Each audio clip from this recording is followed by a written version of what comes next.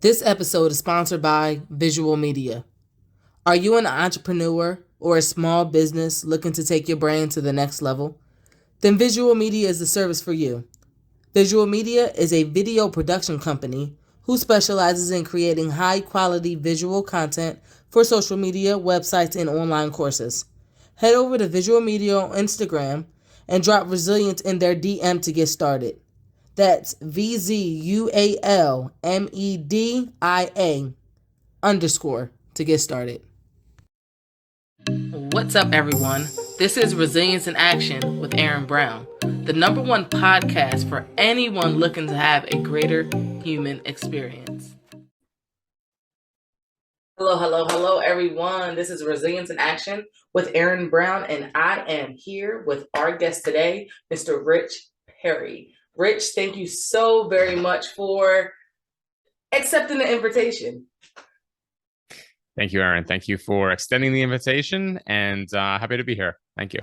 Awesome. Okay, so I'm not even going to butcher your bio. I'm going to let you give us a little bit about yourself.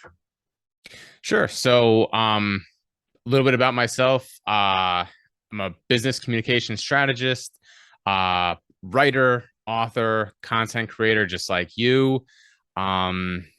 Yeah, that's basically it. Just sharing my message, helping other people share their message out in the world, and making a positive impact. Perfect. Rich, what is your message? I want to, like I said, help people to share theirs, right? So there are a lot of things that I learned as far as communication and marketing along the way, helping me to share my message using different technologies, using social media.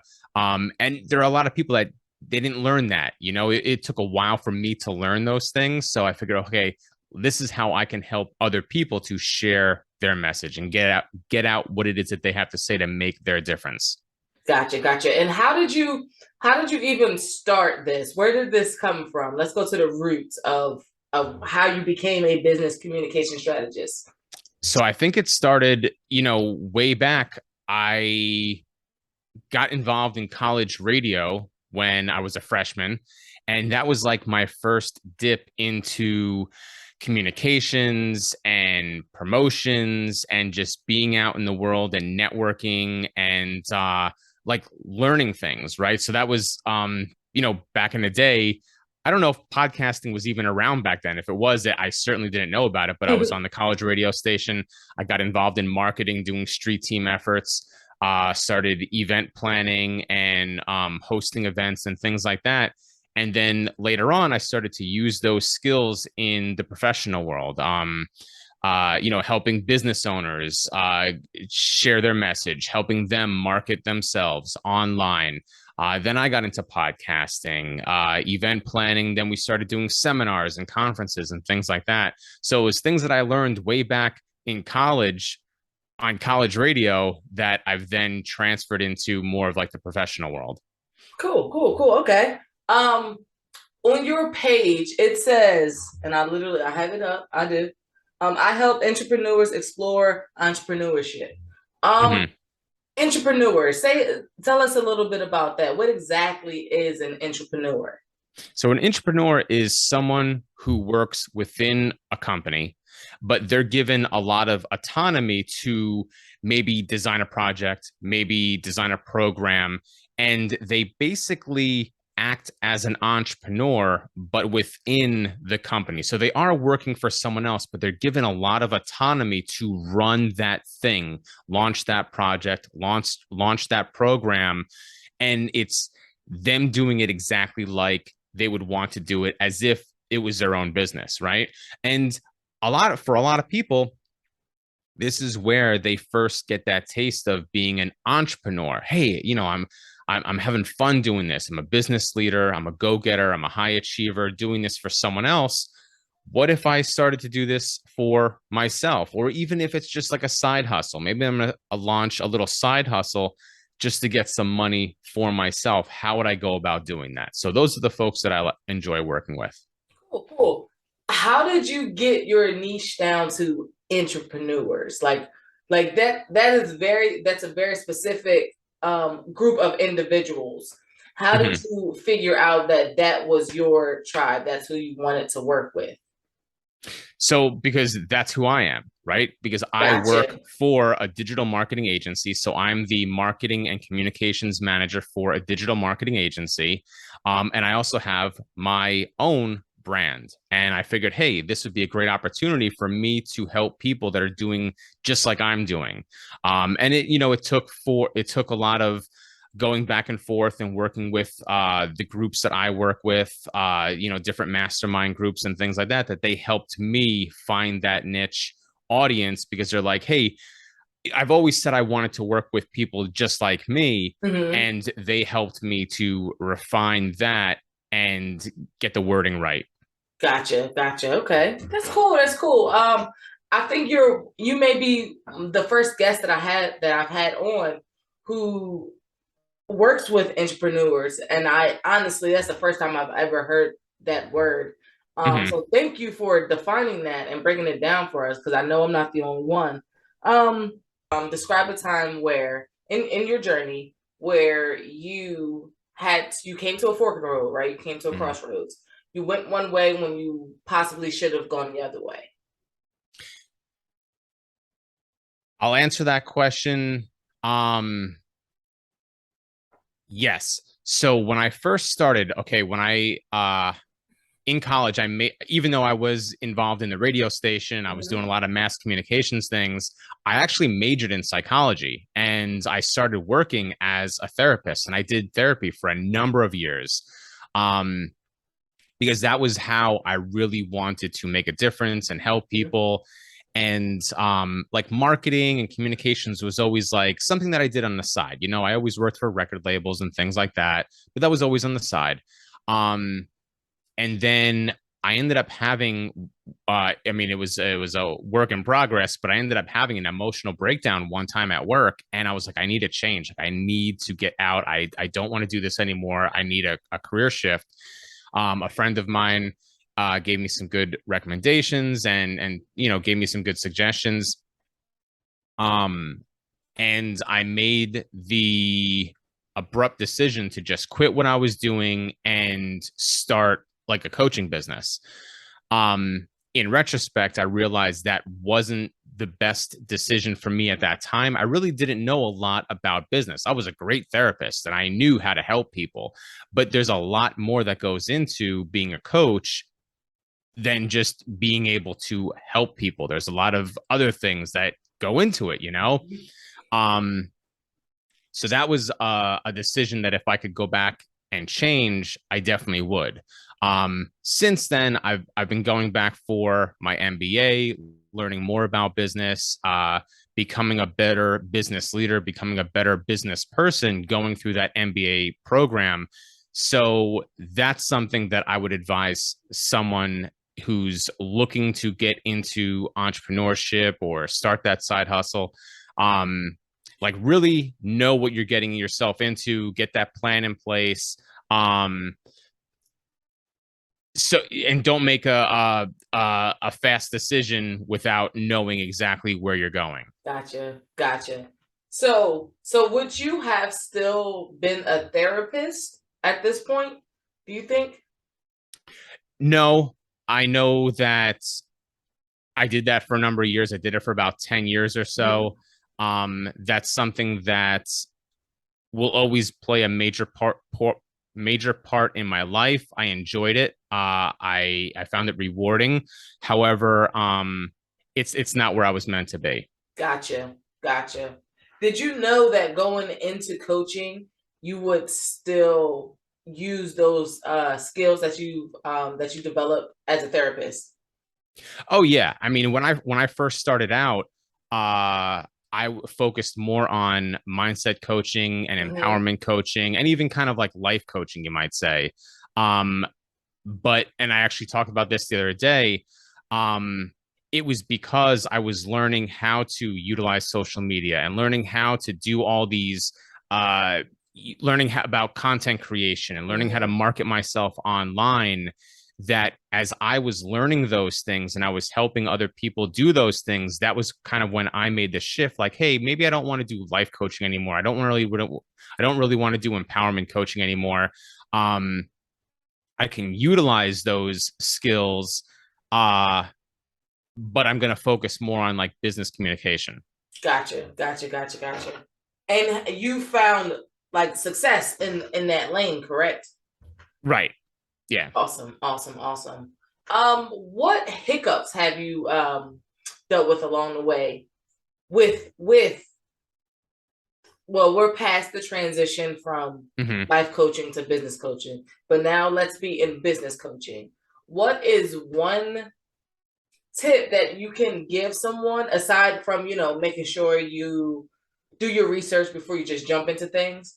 Is there one practical tip that you can give someone that is looking to maybe walk the same footsteps as you in a business communication strategist type of way? I would say, I mean, this goes for anyone looking to start, whether it's that side hustle or start that brand of their own, that business of their own. Really figure out who it is that you want to help. You know, the old saying that if you want to help everybody, you end up helping nobody. So really figure out like who is that segment that you want to help, your avatar.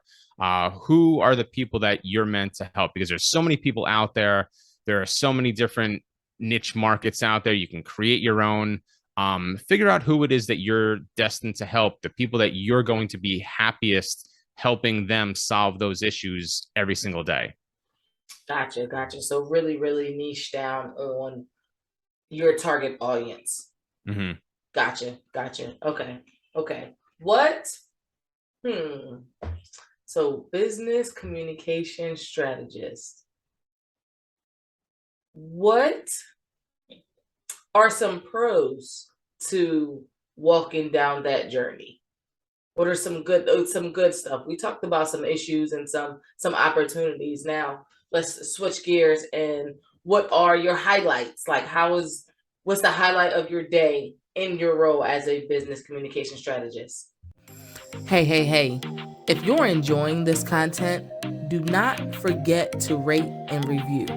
Wherever you're listening to this podcast, be sure to rate and review. It helps us reach more people in more ways. Now, let's get back to some resilience. One of the things that I really like doing is creating great content, whether it's making videos, and I've been learning a lot about reels recently, podcasting, even writing, blog writing and things like that, whether it's for yourself on your own website or being like a contributing writer to other established digital publications.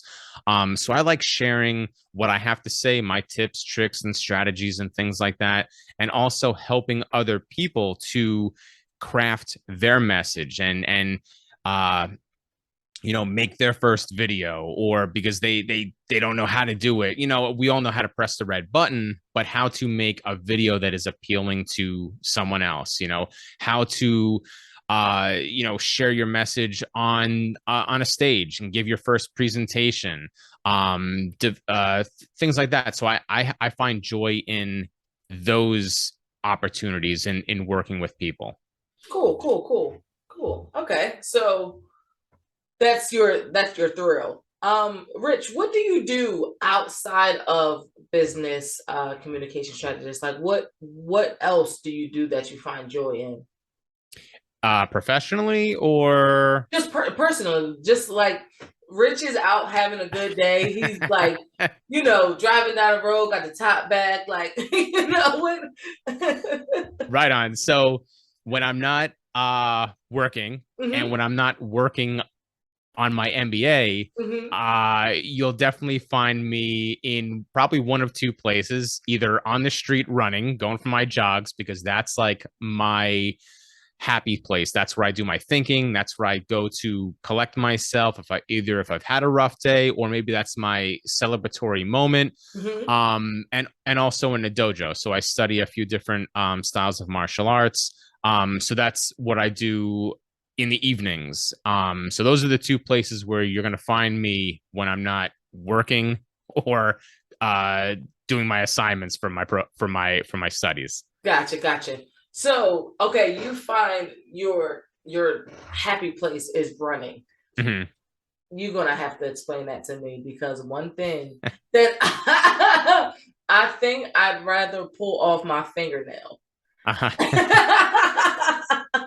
So it's kind of like spiritual in the sense that when I'm running, I'm either running to something, like I'm moving towards something, or I'm it's a visual representation of me leaving something behind. Like I no longer want to do this thing. I'm not so much fleeing it or running away from it, but like distancing myself from it. And I can say, hey, this thing, I don't want to do this thing anymore. I don't want to be involved with these people anymore. And I'm going to just run and distance myself from that activity.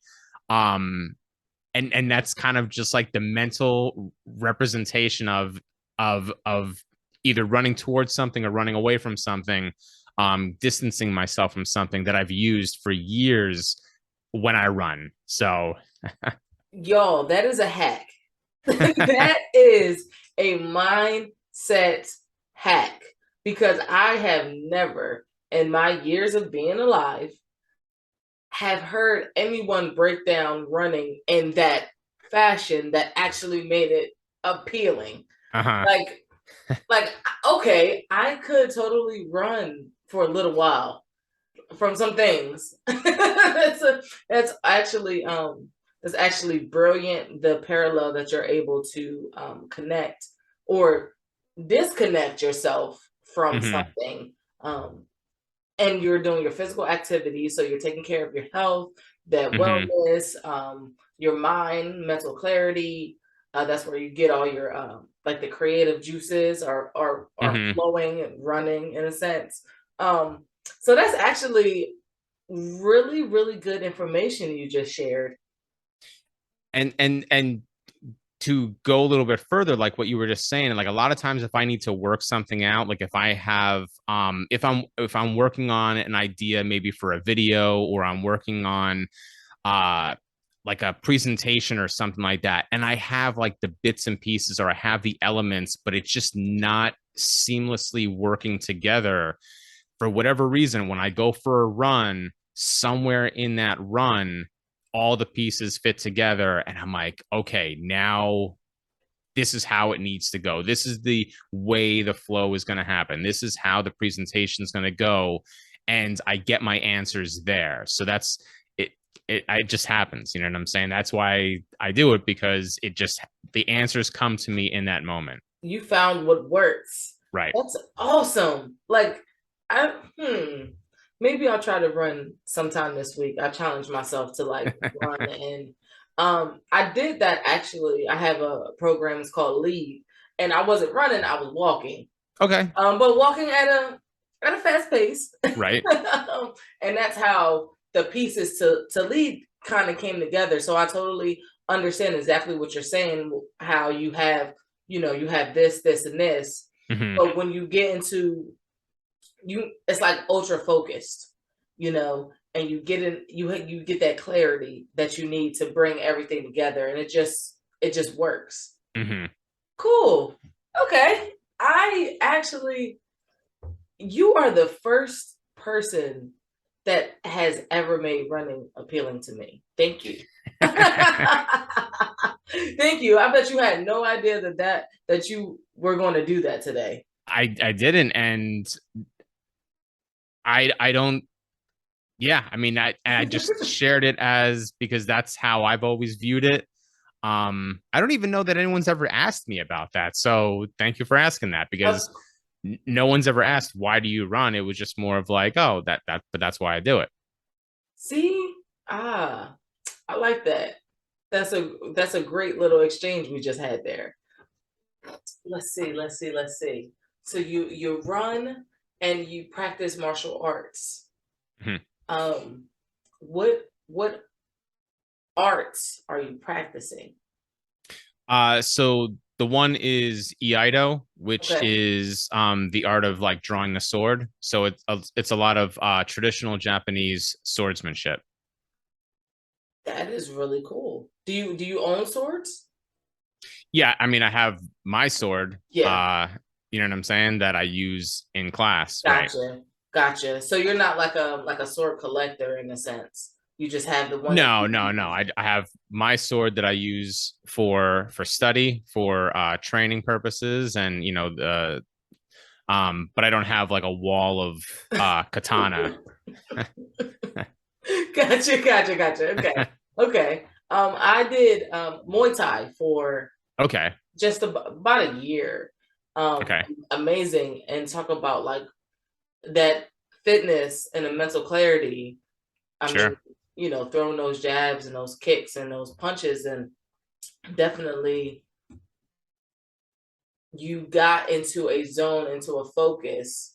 Now let me ask you this. When you're practicing, Hmm. where are you mentally? Like what level? Like could you give us a little bit of insight of where Rich goes when he's in the dojo pulling out his sword to So I originally studied jujitsu many years Okay. ago, and I Okay. was I was active in that for a very long time. Like I'm talking middle school through like college, and even so that's where my experience is now.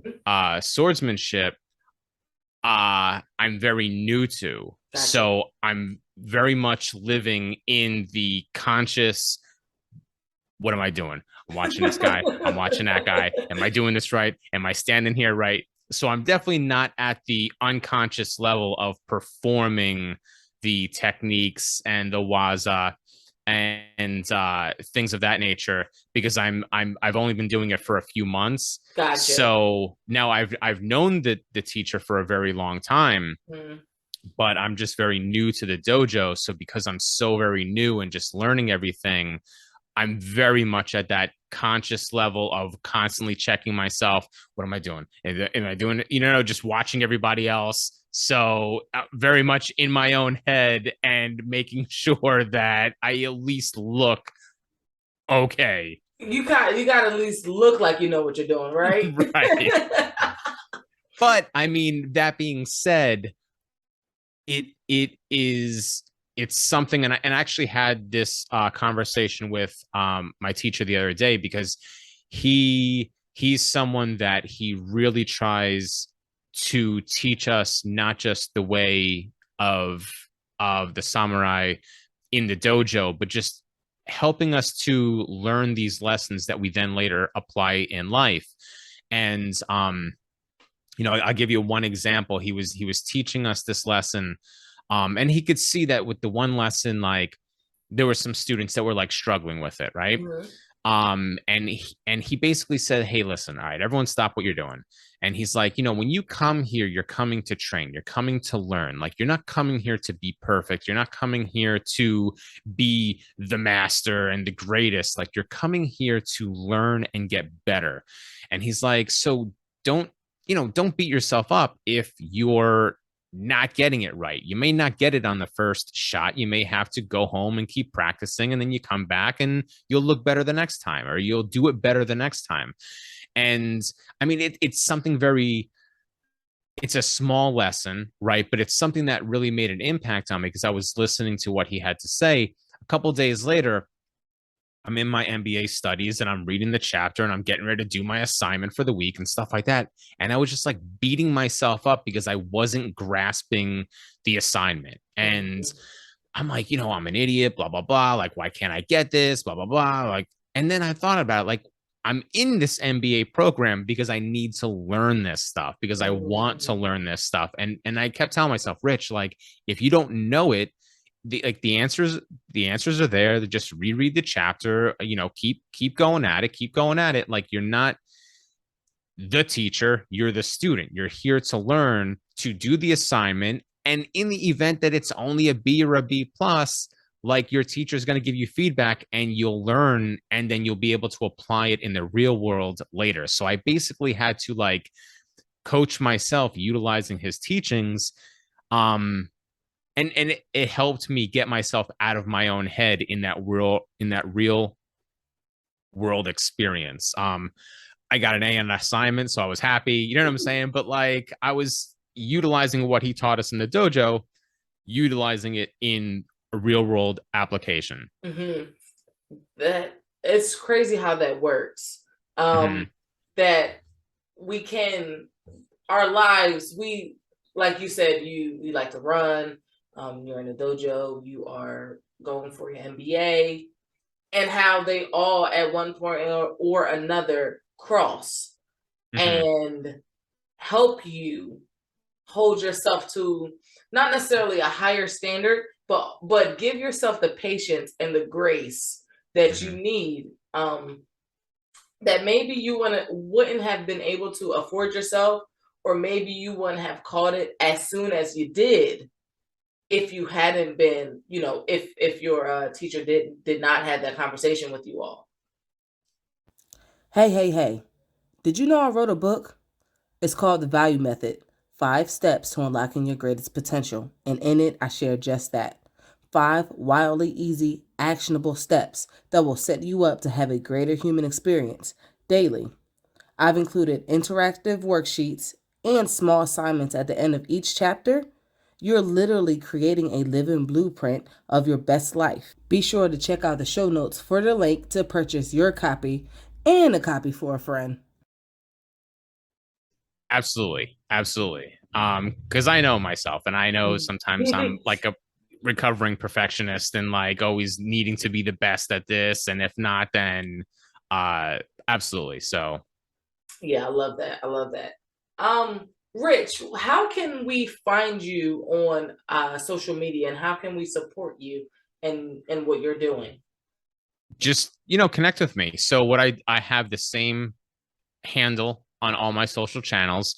So whether your go-to channel is Instagram, LinkedIn, Facebook, Twitter, YouTube, whatever, it's Coach Rich Perry on all those channels, and just reach out to me, connect, and yeah, that's it. So that's the handle I use on all my social channels. That's actually really easy. My name is so like everybody's name is Erin Brown. I swear it's really difficult like to have the same name, so I just use Edie Speaks across everything. Go ahead. Right. And there were I wanted so it I went through a rebranding phase a couple years ago. Mm-hmm. Um and I was operating under a different name. And then the URL richperry.com was purchased and used by someone else. And I was like, oh, I really want richperry.com. And after like 2 years of constantly checking, it finally became available. And then I purchased it and then rebranded everything. And then from there, I said, okay, well, I can't use the old handle for social media. Mm-hmm. And there were a couple platforms where someone already had Rich Perry, just like you. Like it's a common name, you know what I'm Yeah. saying? Like it's not just this unique or exotic name that no one else has. Mm-hmm. Rich Perry, Erin Brown, like these are names that So I said, okay, well, what's something that I can do that I can have the branding? And just like you did, the EB Speaks, I just threw the word coach in front so that I could Mm-hmm. have it across all the channels and not have to worry about having Rich Perry, Coach Rich Perry on one channel and Rich Perry speaker on another, and Rich Perry awesome guy on the other channel. Because it's difficult. You can't brand that when it's 10 different URLs. So I did what you did and just said, okay, how can I create a branded URL that I can use seamlessly on all the platforms that I use? Gotcha. Yeah, it. One thing I will say is when you're in in a space that we are in, there's a lot of things that I wish I had known Mm-hmm. that obviously I'm learning along the way, and I'm sure you have learned some things along the way too. Uh, but I will say that a lot of people think that this is easy. like creating your own brand, making sure it is legit, because you are always your brand, no matter where you go. You know, so one thing I will definitely say is this is difficult. Do you find it to be challenge? I would think you do. Could you speak on a challenge in, you know, having your brand and continuing to evolve and get better and better? Yes. And and it certainly doesn't help matters when you have the okay, so I'm going to answer the question in a couple different ways. Gotcha. It certainly doesn't help when you think you have the platform figured out and then they go and change the algorithms or they change the this or the that. And you're like, come on, I just figured this out. And now you're changing things. So that's one answer. The other answer is I know for me as a person, for the longest time, I never treated Instagram in a professional way. I kind of viewed Instagram as it's just a place where I post photos. You know what I'm saying? And that was one of the ones where I really didn't promote it. I didn't focus a lot of attention on it. I mean, if you scroll down, I think I have like 2,000 and some postings. Okay. I mean, if you really took the time to scroll down, like a lot of the stuff way down in the timeline, it's you know, more personal things. Maybe I'm at a family picnic, or maybe I'm here, or maybe I'm there. And I kind of used Instagram for the longest time as just like my little social media thing where I just talk about whatever I want. You know what I'm saying? Not necessarily business type stuff. And I'll be honest, it wasn't really until recently that someone was like, yo, man, you really need to just use it as your professional platform, just like you do your LinkedIn and just like you do your other channels. Like, you should start focusing Instagram as a professional channel as well. So, I mean, so that's something too. Like, I never treated it as a professional platform for me, for my business, for what I'm doing. I really treated it as just, it's a place where I put photos up. You know what I'm saying? Yeah. I used it more of like a me social channel, as opposed to a social business channel or a social professional channel. So that was, I needed to do a lot of soul searching too. Like, do I want to do this? Because I mean, there's a lot of stuff on there that is not business or professional related. It's just me. It's just, I mean, it's not things that detract, you know, from show, but it's just a different side of me. It's more the personal side of me. So that was a big thing too, where I said, okay, now I'm only going to use it as professional. And there's times when I want to post that personal thing, you know, and I'm like, no, because it doesn't, it's just going to be hitting a different algorithm and all that. And so, those algorithms, you know, then you gotta love them. I mean, yeah, like you said, as soon as you get the basic grasp of it, they switch it up every single time. And now we're moving towards like more videos. But a lot of people are fighting back, like just posting pictures, and it's all very, very it's like going to school, literally. Like, you have to learn all of this information so you can be the best version of you that you can be. Since you've made the switch to move to a more professional side on your Instagram, have you seen an increase in your business or a shift? Yes and no. Yes and no. I will say that I've had more opportunities come before me because I think now my message is hitting the right people. So in that regard, yes, I have seen more growth. But I've also seen a decline in like viewership. So maybe it's just finally now hitting the right people. I know that recently Instagram kind of switched around its algorithms and The reels aren't being sent. The reels aren't getting as much of a reach as they once did. Because of the things that they did, and there's now suggested videos because they want to highlight smaller content creators. But yes, so since I switched, I have seen more opportunities, more people coming to me in that regard. Gotcha. Rich, do you have anything, any piece of advice that you want to share just with anyone who may be listening? It doesn't have to be business related, it could be personal, or whatever, something that you've learned along the way that just helps you through whatever it is that you may be going through.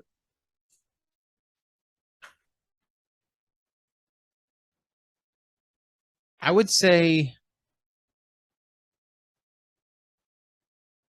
use social media to be social and share your message, build those relationships, build them on trust.